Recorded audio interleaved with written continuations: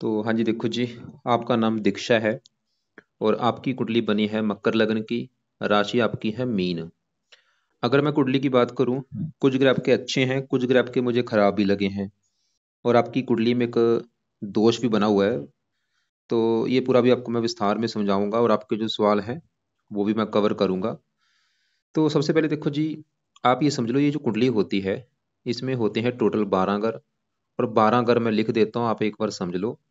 यह है आपका पहला घर, यह है दूसरा घर, तीसरा घर, ये है चौथा घर, पांचवा, छठा घर, सातवां, आठवां घर, ये है नौवां, 10वां, 11वां और ये 12वां घर। अब ये जो मैंने 12 घर लिखे हैं, इन घरों से आपके जीवन के बारे में कुछ ना कुछ पता किया जाएगा।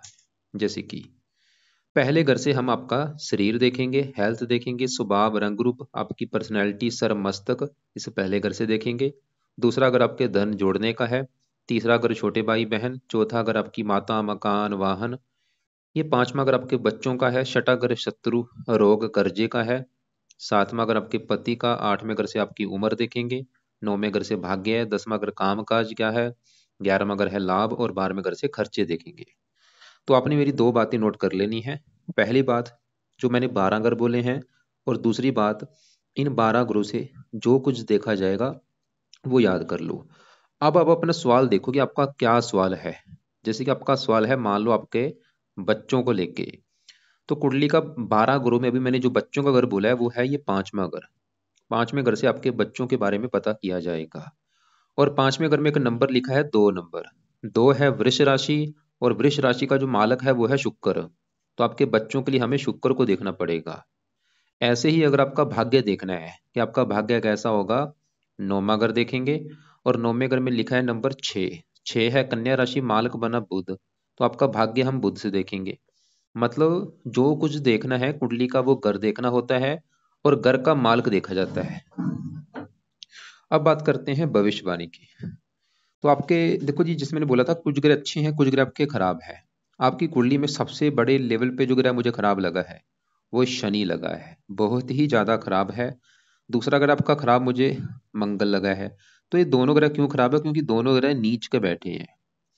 और आपको मैंने बोला था एक आपकी कुंडली में दोष बना हुआ है। क्योंकि जब हम कुंडली देखते हैं सबसे पहले क्या देखा जाता है कि अच्छे ग्रह कौन से हैं, बुरे ग्रह कौन से हैं, कुंडली में कौन से योग हैं, कौन से दोष हैं। तो आपकी जो कुंडली में एक दोष बना है, सबसे बड़ा दोष, वो है काल सर्प दोष। वो कैसे? यहाँ पे बैठा है केतु, यहाँ पे बैठा है राहु। तो इधर वाला हिस्सा देखो पूरा खाली है, नौवां घर खाली है, 10वां घर, 11वां घर, 12वां, पहला। ये इस साइड वाला पूरा हिस्सा खाली है, सभी ग्रह है इस साइड में। मतलब केतु राहु ने सभी ग्रहों को एक साइड में कर रखा है। तो ये बन चुका है काल सर्प दोष। ये होता क्या है, देखो जी, राहु क्या है, सांप का मुख है। यह है सांप का मुख। और केतु इसकी पूंछल है। तो जब सभी ग्रह इनके साइड में आ जाते हैं तो एक इन्होंने मतलब दूसरे ग्रहों को समझ लो कैद कर रखा है, सिंपल सी बात में। तो काल से दोष बनने की वजह से होता क्या है, सबसे मेन सवाल ये है। वैसे तो देखो जी, कई प्रकार के दोष होते हैं जो कुंडली में बनते हैं। लेकिन ये जो दोष है ये सबसे बड़ा दोष होता है। जब ये दोष बन जाता है कुंडली में तो ऐसे लोगों को लाइफ में काफी स्ट्रगल करना पड़ता है, दिक्कतें आती हैं, परेशानियां, रुकावटें, स्ट्रगल, चिंता, भाग दौड़। खासकर उन घरों की हानि ज्यादा होती जिन घरों में ये बैठे होते हैं। जैसे कि आपका राहु 8वें घर में है तो 8वें घर की हानि ज्यादा होगी। केतु दूसरे घर में है तो दूसरे घर की हानि ज्यादा होगी। इन घरों से जो भी चीजें हैं उनको लेकर दिक्कतें ज्यादा आएंगी। तो हाँ जी, मैं बात कर रहा था कि आपकी जो कुंडली में सबसे नेगेटिव पॉइंट है कि आपका ये जो दोष बना है, काल सर्प दोष। अब इसको मैं थोड़ा सा विस्तार में समझाता हूँ। सबसे पहले देखो जी, राहु की बात करें तो 100 में से आपको 100% खराब फल देगा। कारण खराब राहु होने के दो तीन कारण हैं। पहला, राहु खराब होने का कारण कि कुंडली में एक साइड बन चुका है काल सर्प दोष। राहु केतु ने सभी ग्रह एक साइड में कर दिए, इसकी वजह से राहु खराब है। दूसरा कारण, राहु आपका 8वें घर में बैठा है, क्योंकि जब भी राहु 8वें घर में बैठता है, ये सबसे ज्यादा राहु अगर किसी घर में बैठ के खराब फल देता है 8वें घर में बैठ के देता है, जो कि आपका बैठा है। तीसरा कारण, 8वें घर में यहाँ पे जो 5 लिखा है सूर्य का घर है, ये जो कि राहु का दुश्मन है। क्योंकि ये 9 ग्रह जो होते हैं इनके अपने भी घर होते हैं। अगर अपने घर में बैठे हैं अच्छे फल देते हैं, अपने मित्र के घर में बैठे हैं फिर भी अच्छे फल देते हैं, उच्च के बैठे हैं फिर भी अच्छे फल देते हैं, अगर ये नीच के बैठे हैं अच्छे फल नहीं देते। तो राहु मतलब यहाँ पे दुश्मन के घर में है। तो राहु हमने क्या देखा, एक तो काल सर्प दोष, 8वां घर, ऊपर से दुश्मन की राशि, इसकी वजह से खराब फल देगा। खासकर इसकी जो दशा जब चलेगी वो आपका बुरा समय होगा। इसकी दशा हम देख लेते हैं। इसकी दशा चलेगी आपकी, बड़ी दशा तो लास्ट में जाके है 73 में, या कभी छोटी दशा चलेगी। छोटी दशा इसकी चलेगी यहाँ पे देखो, 10वां महीना 26 में चलेगी, 11वां महीना 27 में। ये जो समय आपका होगा 1 डेढ़ साल का, इसमें दिक्कतें बहुत ज्यादा बढ़ेंगी। तो सवाल कि राहु यहाँ पे बुरे फल देगा कि 8वें घर में बैठ के। 8वें घर से देखा जाता है आयु, मृत्यु, तुल कष्ट, लंबी बीमारी, दुर्घटना, गुप्त रोग, गुप्त विद्या, ससुराल की स्थिति, गरीबी, रुकावटें। तो इन चीजों को एक्टिवेट करेगा, मतलब आपको मृत्यु तुल कष्ट देगा, आपकी हेल्थ खराब कर देगा बहुत ज्यादा। हेल्थ में क्या खराब करेगा, आपको पेट का रोग दे सकता है, नाभि के नीचे का जो हिस्सा है वहां पे पेट में आपको दिक्कतें पैदा कर देगा, या आपको गुद्दे का रोग दे सकता है, क्योंकि 8वें घर से जो हमारा जो गुप्त अंग होते हैं, गुद्दे का रोग दे सकता है, या कोई और गुप्त रोग आपको दे सकता है। सामाजिक कष्ट देगा, आर्थिक कष्ट देगा, दुर्घटना वगैरह में चोट लग सकती है। इसकी 3 दृष्टियां, 5वीं दृष्टि पड़ेगी 12वें घर के ऊपर, यहाँ पे नीच राशि खर्चे बढ़ा देगा बड़े बड़े अपनी दशा में। और ऐसा नहीं कि राहु आज बुरे फल नहीं दे रहा, आज देखो आप ही समझ लो, ये जो काल सर्प दोष है ये आपका बचपन से लागू है, बचपन से बुरे फल दे रहा है। बचपन से बुरे फल बस इतने हैं, लेकिन इसकी दशा में बुरे फल 50 गुना बढ़ जाएंगे। मतलब आज भी राहु अगर देखा जाए तो आज भी बुरे फल इतने को दे रहा है थोड़े से, बस बुरे फल बढ़ जाते हैं दशा आने पर। तो इसकी दशा में बुरे फल बढ़ जाएंगे।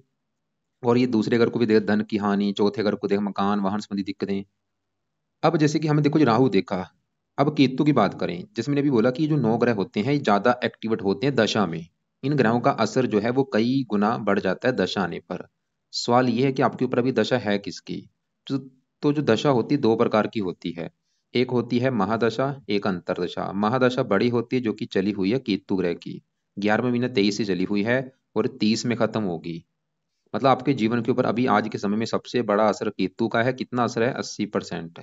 आपकी मतलब 100 में से 80% जो लाइफ है वो 80% आपके जीवन में जो कुछ हो रहा है केतु की वजह से हो रहा है। जो भी आप चाहे खा रही हैं, पी रही हैं, काम कर रही हैं, कहीं ना कहीं कारण केतु है। और बाकी बचा 20% आपके ऊपर असर शुक्र का है, जिसकी चली है अंतरदशा। और तीसरा नंबर आपके ऊपर शनि की 7.5 का भी है।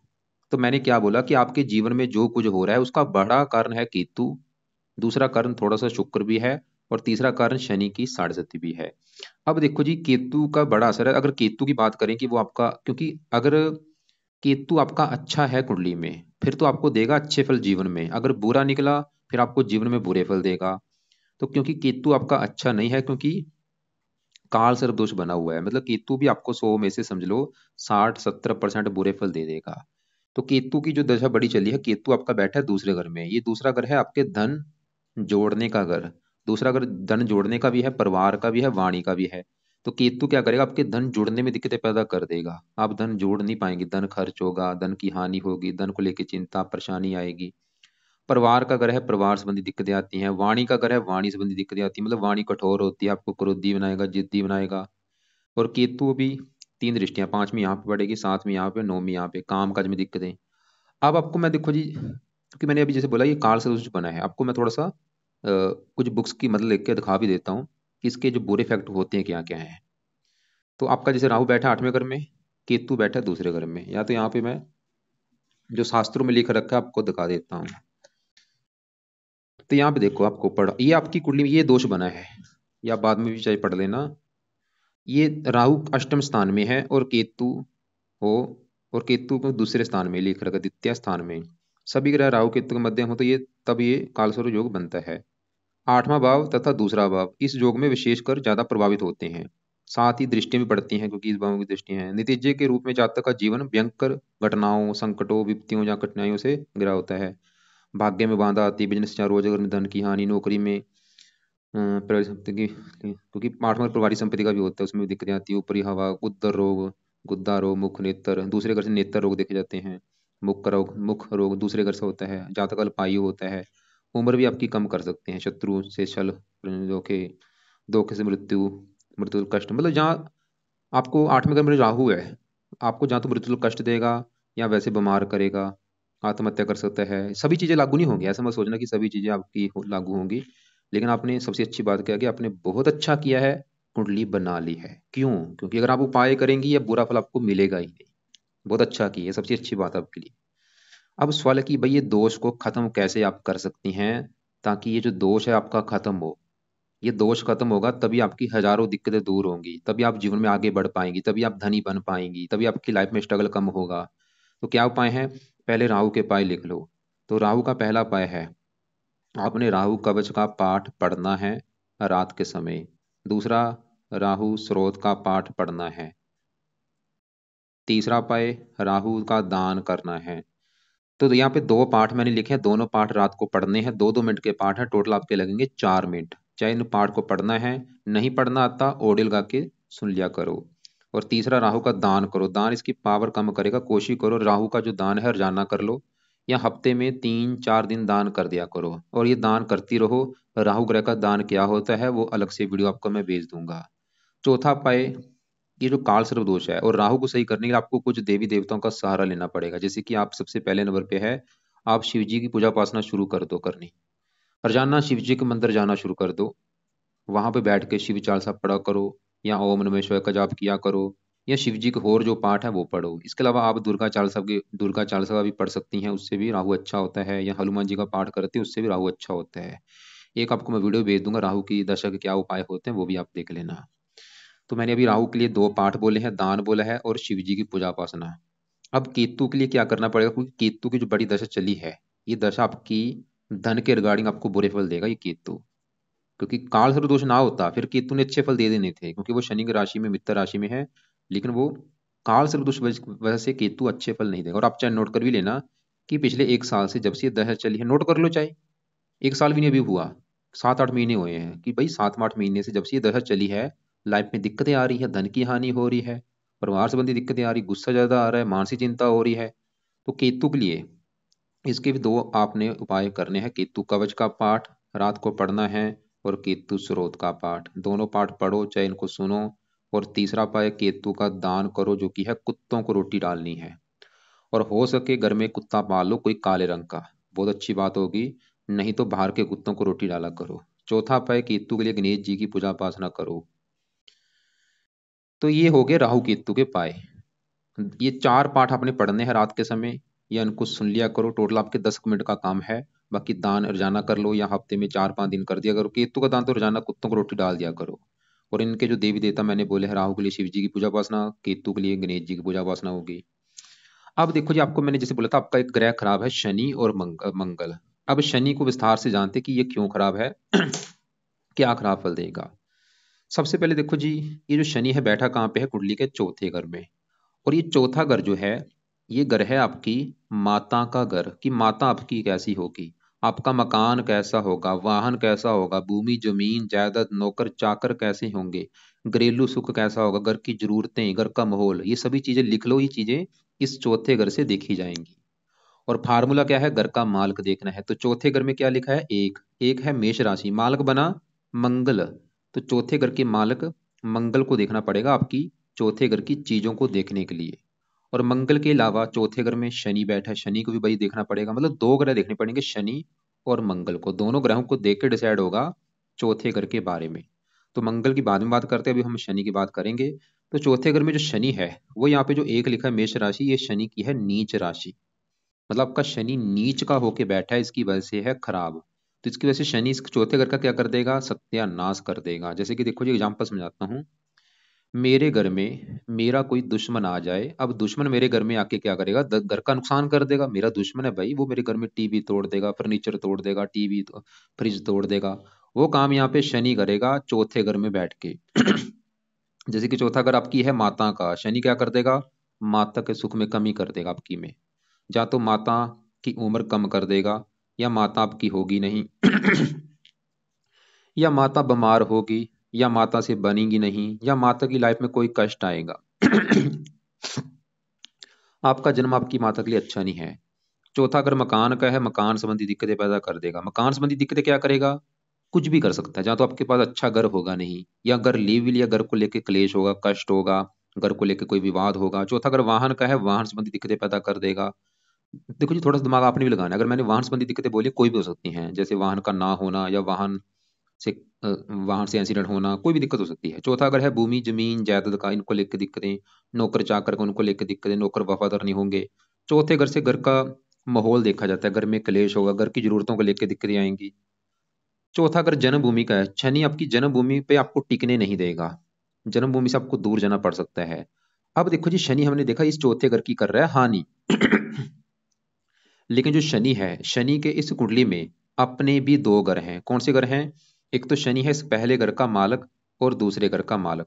अभी जो पहला घर है, ये पहला घर सबसे मेन घर है, क्योंकि जिसमें अभी 12 घर बोले कि सातवां घर पति का है, पांचवा बच्चों का, चौथा माता का, तीसरा छोटे भाई बहन।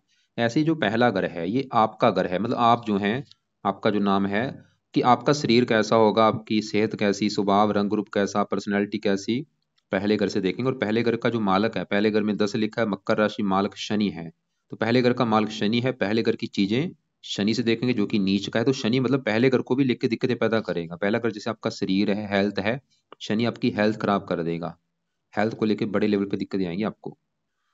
और लग्नेश भी है, लाइफ में स्ट्रगल कराएगा, दिक्कतें परेशानियां, मानसिक चिंता देगा, डिप्रेशन का शिकार बना सकता है।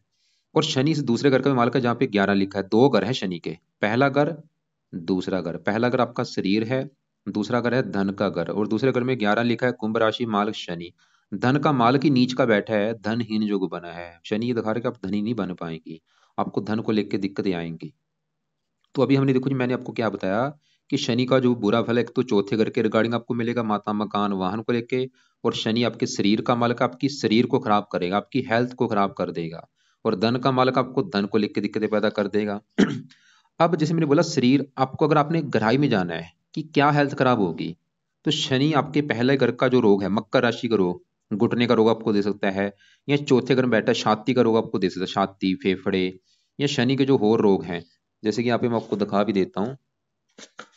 शनि देखो जी आपका बैठा है, मकर राशि की है, यहाँ पे देखो, लग्नेश शनि नीच राशि में, मेष में चतुर्भाव में होने पर स्वभाव नीच अतः अति कठोर होता है, व्यक्ति स्वार्थी होता है, माता से बिल्कुल नहीं बनती, जमीन जायदाद के झगड़े से परेशानी रहती है।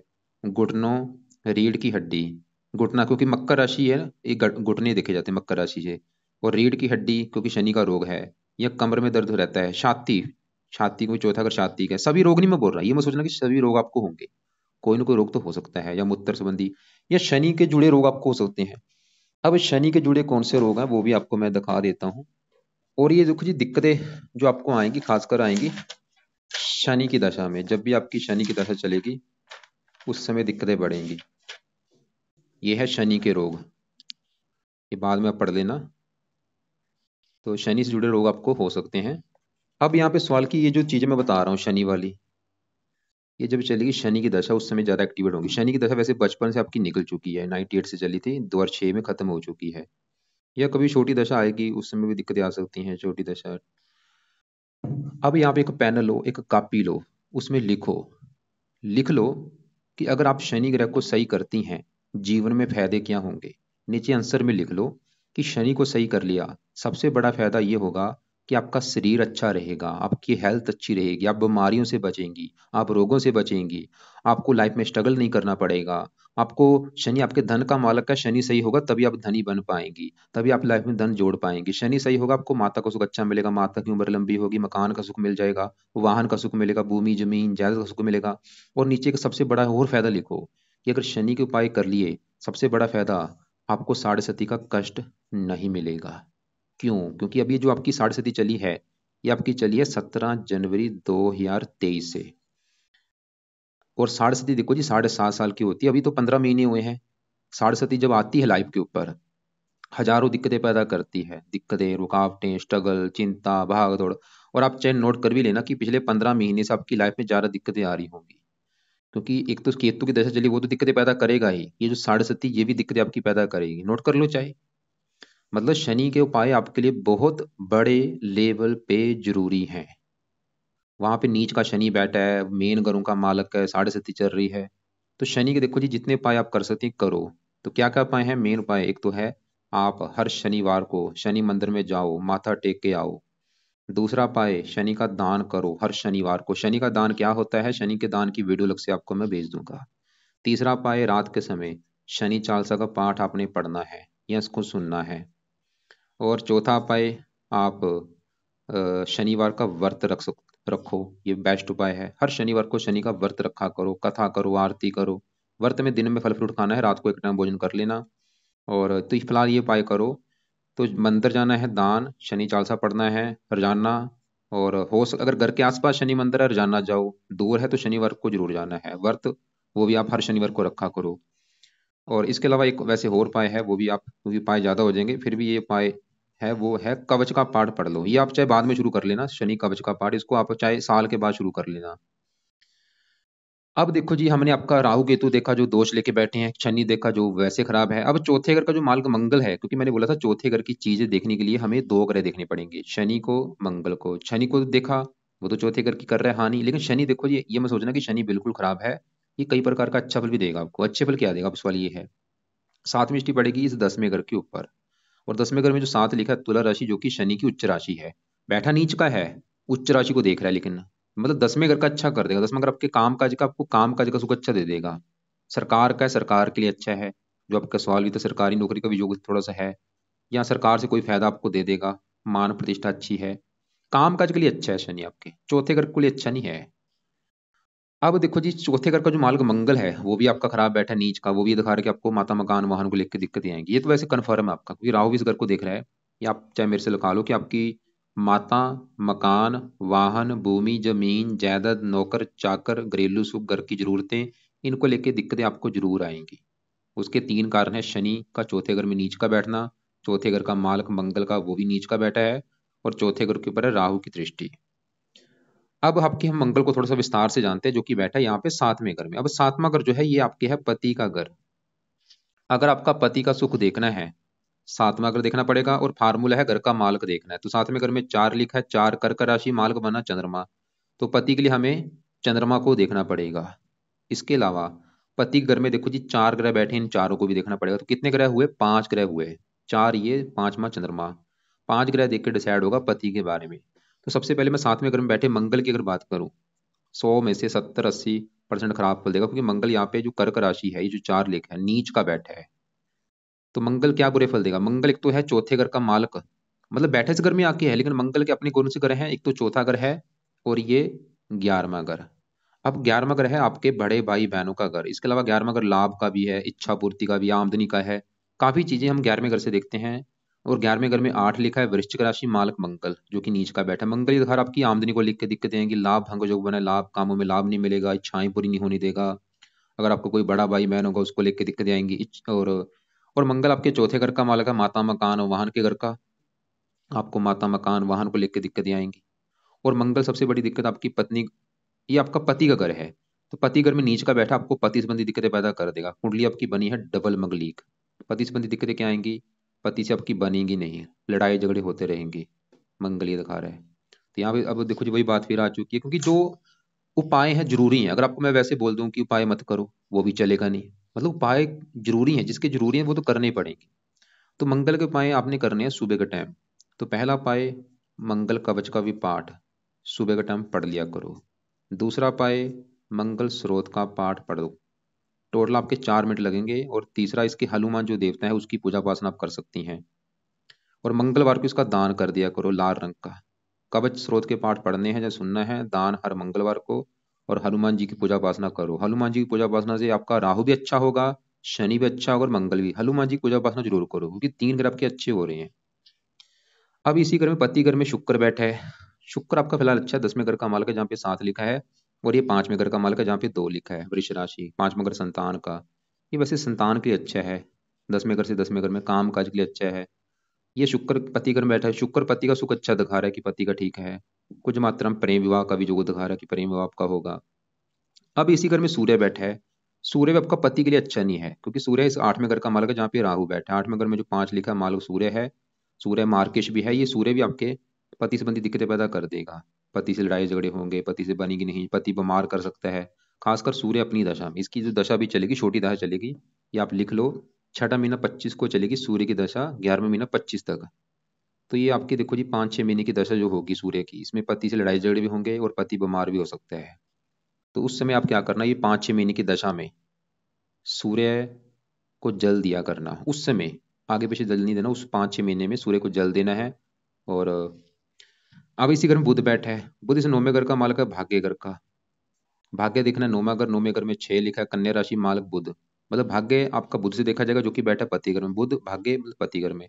बुध तो ये दिखा रहा है कि पति आएगा तो भाग्य साथ देना शुरू हो जाएगा भाई, ठीक है। अब 7वें घर का जो मालक चंद्रमा है, वो यहाँ पे बैठा है तीसरे घर में, वो भी आपका अच्छा है। 7वें घर से 9वें घर में चंद्रमा, तो ये दिखा रहा है कि पति का सुख अच्छा है। अब साथ में जो गुरु है, गुरु भी आपका अच्छा है, क्योंकि गुरु अपने घर में बैठा है। गुरु आपको मेहनती बनाएगा, साहसी बनाएगा, उद्यमी बनाएगा, और गुरु की 5वीं चिप पड़ रही है पति घर के ऊपर, उच्च राशि, ये भी पति के लिए अच्छा है। तो आपके देखो जी, पति के लिए 5-6 ग्रह देखने पड़ेंगे। 5-6 ग्रहों को हम देख चुके हैं। मतलब आपको पति का अगर सुख जो दे रहा है, 7वें घर का मालिक चंद्रमा, वो अच्छा है, पति के लिए अच्छा है। गुरु इस घर को देख रहा है, वो भी पति के लिए अच्छा है। शुक्र बुध इस घर में बैठे हैं, वो भी पति के लिए अच्छे हैं। मतलब आपकी पति संबंधी जो दिक्कतें पैदा करेंगे, मंगल और सूर्य पैदा करेंगे। मंगल यहाँ पे नीच का बैठा है, सूर्य मार्केश है। तो मंगल के पाठ आपको मैं बता चुका हूँ। सूर्य के लिए सूर्य की दशा में सूर्य को जल दे देना।